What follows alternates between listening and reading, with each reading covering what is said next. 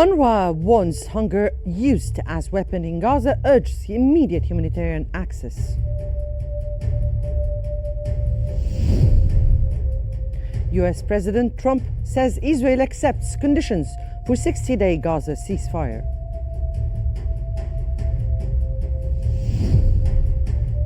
And Kremlin welcomes US pause on Ukraine arms shipments, says it may hasten war's end.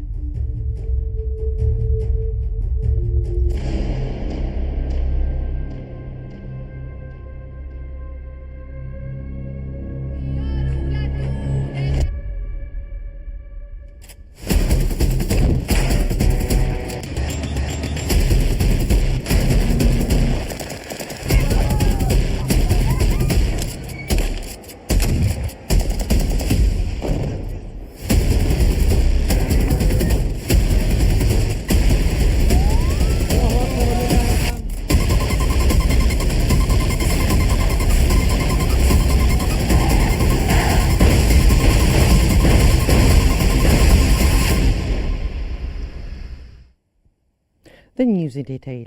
Israeli airstrikes on Gaza since early morning have killed around 40 people, including 24 in Khan Yunis. Israeli forces had warned residents to immediately evacuate several neighborhoods in Khan Yunis, claiming rockets were launched from those areas. The strikes are among the deadliest in recent days, further worsening the humanitarian crisis as more civilians flee their homes.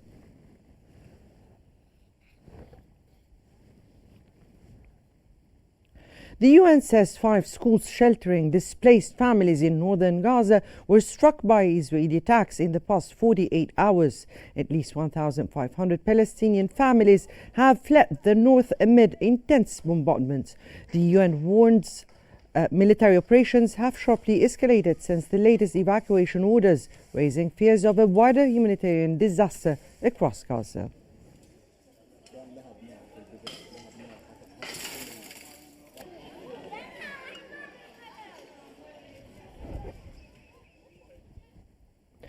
UNRWA warns hunger is being used as a weapon in Gaza and urges immediate humanitarian access.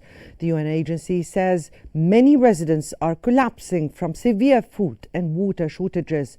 It describes the crisis as critical and calls for urgent, safe aid delivery under UN supervision to prevent further civilian suffering.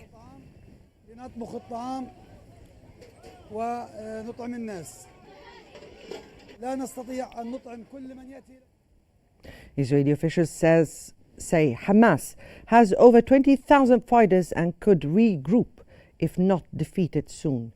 Israel's military secretary to Prime Minister Netanyahu warned Hamas might reorganize and launch new attacks if allowed time.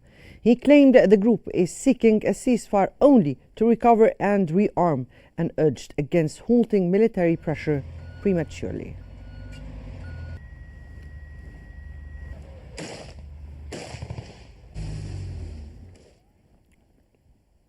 Israel's foreign minister says most ministers back a deal to secure the return of detainees from Gaza.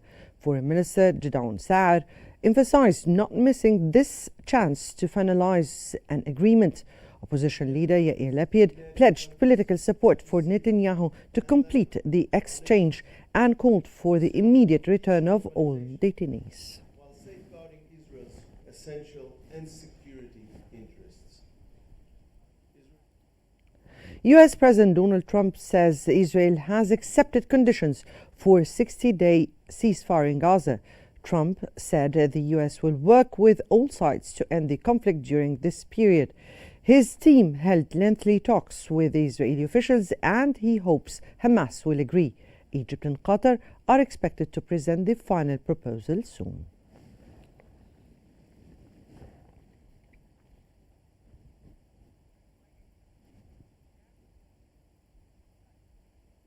And for more analysis, we now move to Hani Saif in our newsroom. To you, Hani.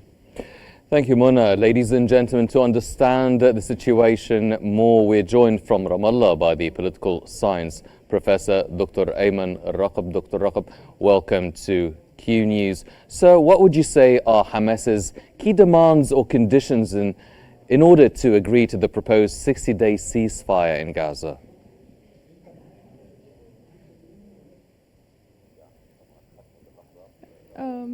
Good afternoon. So far, the occupation has announced that they agreed to a truce, but are no official statements to state so. Hamas also released some informal information that they have some reservations regarding the withdrawal of the occupation troops from the Gaza Strip, the Gaza Strip, and in the meantime, they want guarantees to stop the war because the only pressuring card that Hamas has is the detainees. And once they are released, they will have no leverage whatsoever in the equation. And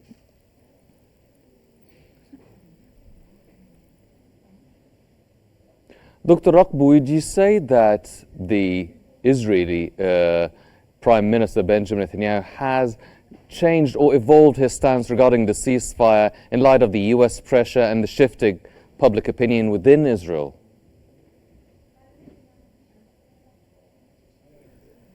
certainly, there has been shifting in the U.S. stance. They have expressed some reservations on the Qatari proposal, and so far we don't have except the final version that Trump announced, and there has been no official statements from Israel to accept this proposal. We have only seen some leaks in the Hebrew media, but nothing from the government. The day before yesterday, we have witnessed a division between Smotrich and Ben-Gvir and the rest of the government regarding this deal. We might see this deal actually passing, but we have no details whatsoever. So far, Netanyahu for the first time talked and said that they are keen on releasing the detainees. And I think that the pressure taking place is practiced by the US as the occupation troops announced that they have concluded their operations in Gaza and they have nothing else to do. They have already occupied more than 80% of the Gaza area and killed tens of thousands of Palestinians. Now they are talking about the necessity to have a deal, and a lot within Israel say that the continuation of the battle in Gaza will lead to more casualties for Israel.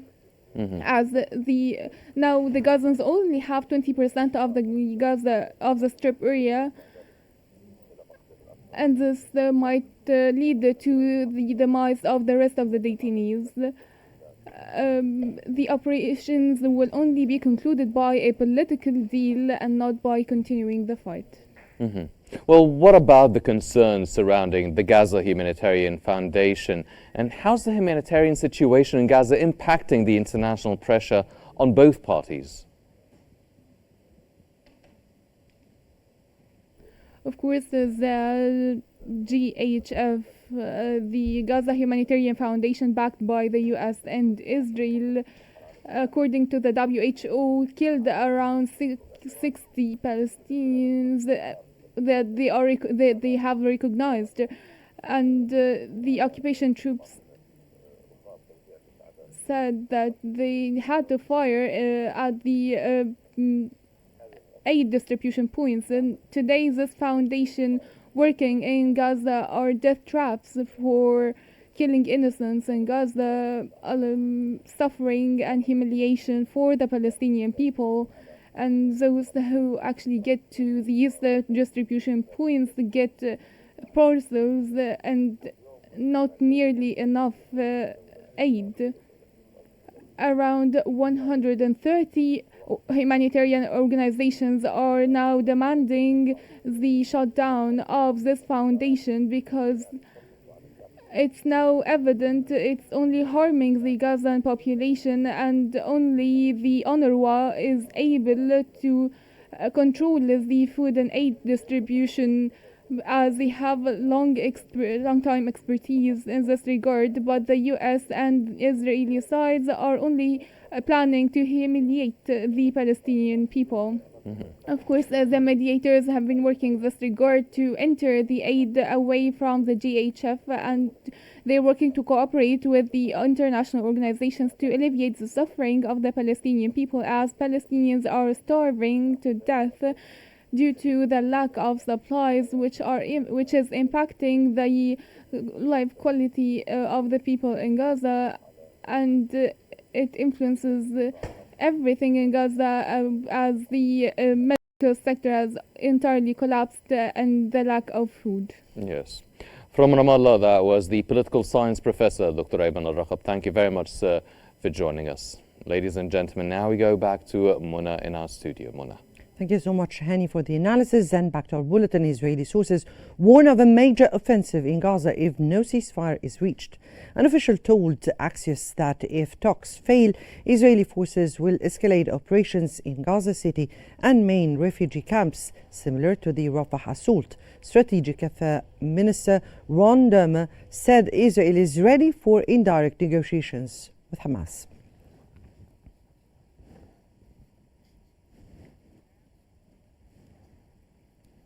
Israeli media revealed details of a proposed multi-stage detainees release tied to a Gaza ceasefire. Under the plan, 8 living detainees would be freed on the first day, while the remains of 18 others would be returned in phases. The army would also withdraw to the Netzarim corridor and increase humanitarian aid into Gaza during the truce.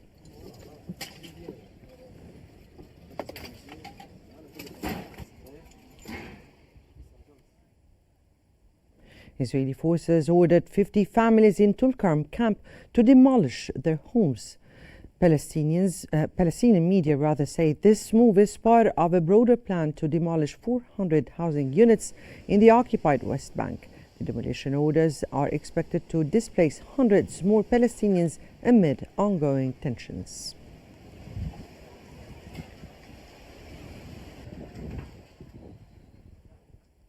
Gaza is enduring some of its bloodiest moments yet, as Israel's military expands its operations in the northern part of the enclave.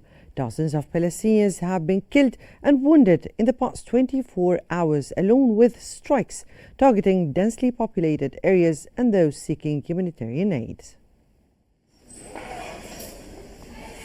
The Israeli occupation army's latest escalation has pushed Gaza deeper into humanitarian catastrophe. In the last day, more than 100 Palestinians have been killed as strikes hit neighborhoods across the Strip. The civil defense in Gaza reported dozens of fatalities following airstrikes on residential homes in Al Zaytun neighborhood. Bombardments also targeted homes and tents, sheltering displaced families in Qnews in the south, and an UNRWA school hosting evacuees in Al-Maghazi camp in central Gaza. The bloodshed intensified after Israel announced it was expanding ground operations in the north, redeploying its 98th Division to support what it described as a ground maneuver. Eastern areas of Gaza City, including Al Zaytun, Shuja'iyya, Al Tufa, and Al Sabra, have come under relentless bombardment. In a particularly alarming development, Israeli forces continued striking Palestinians weighing for food assistance near distribution centers coordinated under a U.S.-Israeli mechanism. Dozens were killed near 8 points between the Netzarim Junction and Gaza Valley Bridge, as well as in northwest Palestinian side of Rafah and other locations. Israeli soldiers and officers have admitted receiving orders to open fire on unarmed crowds to disperse them, even when no immediate threat was present. This admission has fueled accusations of systematic targeting of civilians. As the strikes continue, Gaza faces an unending cycle of death and destruction, pushing its people closer to what many describe as collective annihilation. Yemen's Houthi movement has claimed it had launched a hypersonic missile and multiple drones at Israeli targets in what it calls a continued campaign in support of the Palestinians in Gaza. Houthi military spokesperson Yahya Sariya said the group struck Ben Gurion airport in Lod with a Palestinian 2 hypersonic ballistic missile and targeted 3 other sensitive locations. Syria said the attacks would continue until Israel halts its military campaign in Gaza and lifts the blockade. Israel's defense minister Israel Katz condemned these strikes and vowed retaliation, warning that continued Houthi attacks could lead to a naval and air blockade of Yemen.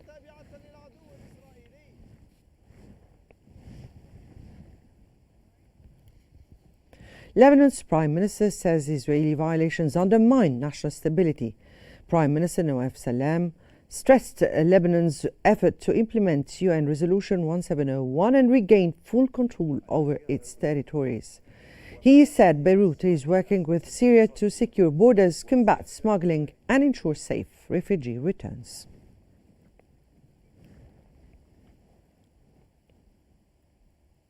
Iran's president has signed a law suspending cooperation with the IAEA. President Masoud Pezeshkian formally ordered the move after Parliament's decision. Tehran says that the measure responds to Western pressure and recent attacks on its nuclear facilities, raising global proliferation concerns.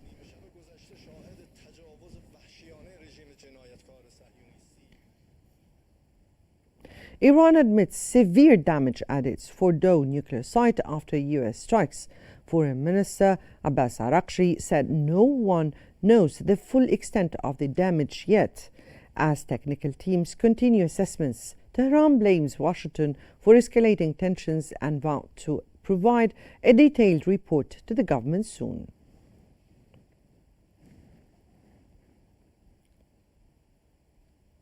Israel calls on Europe to reimpose full sanctions on Iran over its nuclear program.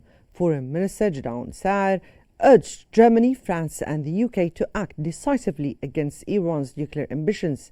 He stressed the need for a strong, united international measure to prevent Tehran from advancing its capabilities. Representatives and members of the government are subjected to this kind of measures. French President Emmanuel Macron urged Russia to press Iran on nuclear commitments during a phone call with President Putin. Macron stressed Iran must comply with the Nuclear Non-Proliferation Treaty and cooperate fully with the IAEA inspectors. He also pushed for renewed talks on Iran's nuclear program to ease regional tensions. C'est ce que nous poussons depuis plusieurs années, avoir une Europe qui dépense davantage, qui prend davantage ses responsabilités pour sa sécurité.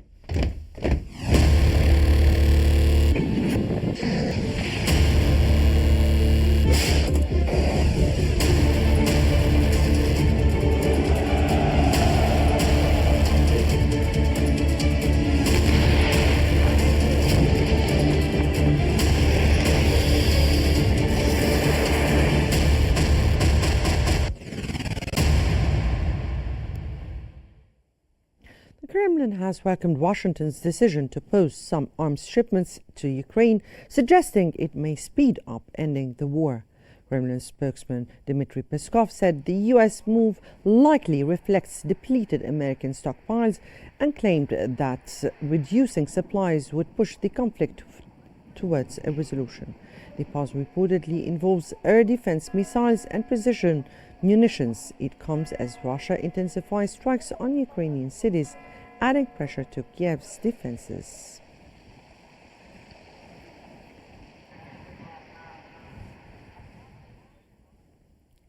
French President Emmanuel Macron held a rare 2-hour phone call with Russian President Vladimir Putin, the first since 2022. The Kremlin confirmed Macron initiated the call, which focused on the war in Ukraine and rising tensions between Iran and Israel. Kremlin spokesman Dmitry Peskov described the conversation as very substantive and emphasized Putin's continued willingness for dialogue. They exchanged signals a possible shift in diplomatic channels between Moscow and Paris.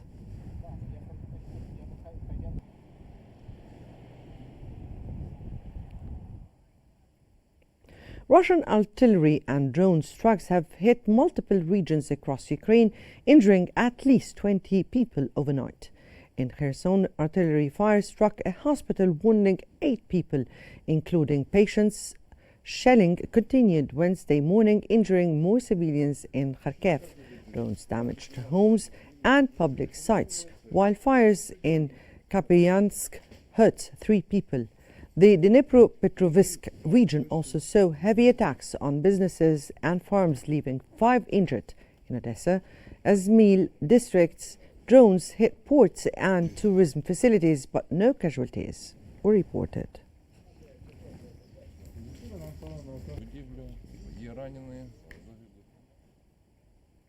U.S. President Donald Trump has praised a Florida migrant detention center known as Alligator Alcatraz, calling it a model for U.S. immigration enforcement. Trump highlighted the facility's isolated Everglades location, joking that the alligators act as bodyguards, cutting security costs. The center relies on natural barriers to prevent escapes, as federal detention numbers have surged from 39,000 in 2017 to 56,000 last month. Trump's commitment underscores his push to tighten immigration controls and expand detention capacity nationwide.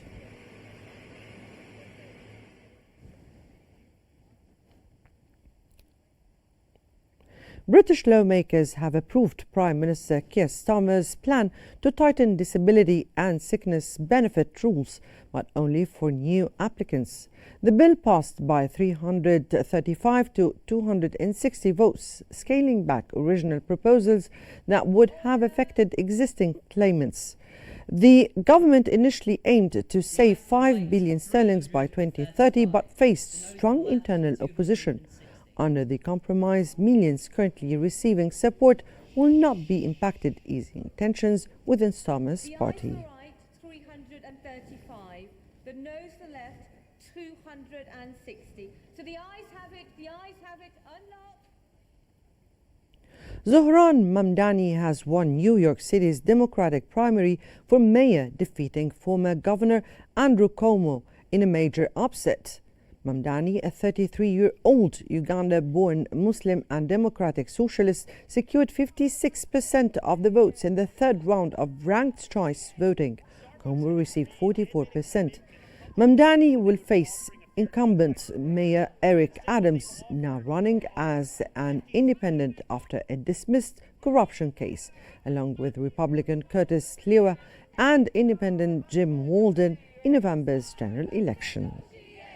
Starbucks had agreed, they had made a commitment, a public commitment, that they would be offering a fair contract to workers.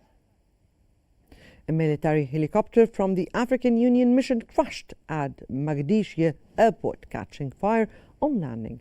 No casualties have been confirmed so far, and state media say the helicopter operated by the African Union Transition Mission in Somalia was carrying 8 personnel when it crashed during landing. Footage showed thick black smoking rising from the airport area, but the fire was later contained. An AU SSOM spokesperson could not immediately be reached for comment. The mission supports Somalia's military against Al-Shabaab militants.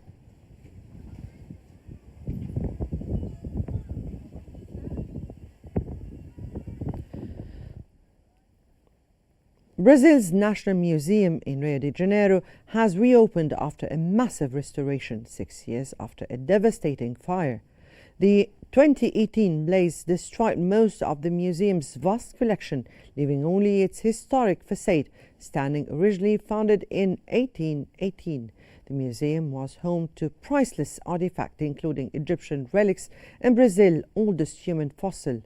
The reopened space now features surviving pieces like the Bendigo meteorites and new exhibits, including a whale skeleton. Officials say the reopening restores the museum's role as a major cultural and scientific landmark.